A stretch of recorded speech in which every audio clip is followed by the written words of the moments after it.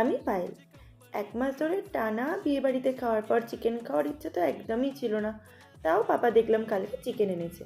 তো মা বললো ধনিয়া চিকেনটা করলে কেমন হয়, অনেক দিন খাইনি। বললাম ঠিক আছে, ঘরে প্রচুর ধনেপাতা আছে, তাই করা যেতেই পারে। ব্যাস যেমন বাবা তেমন কাজ শুরু করে দিলাম। পেঁয়াজ কাটার ডিপার্টমেন্টে অ্যাজ ইউজুয়াল আমিই থাকি, তাই কুচি কুচি করে পেঁয়াজগুলো ছোটো ছোটো করে কেটে নিতে হবে।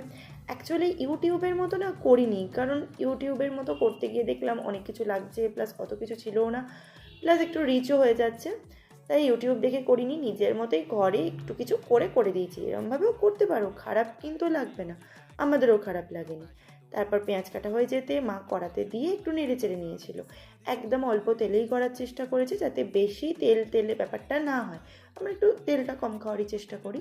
তারপর আদা রসুন ভালো করে সব ঘষে নিতে হবে।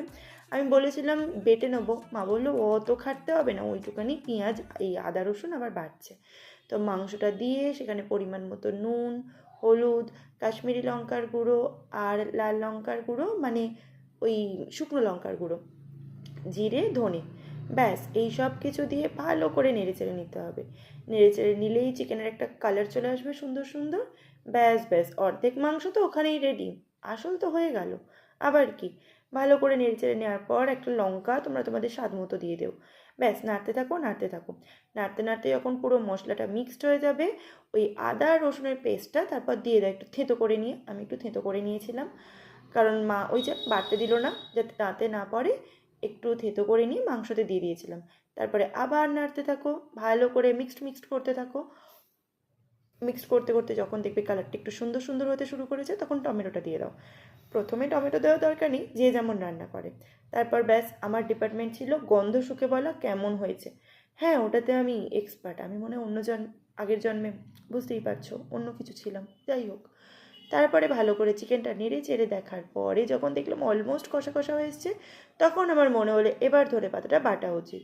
তাই ধনেপাতাটা সুন্দর করে বেটে নিয়েছিলাম, পুরো একদম একটু জল দিয়ে পেস্ট করে নিয়েছিলাম।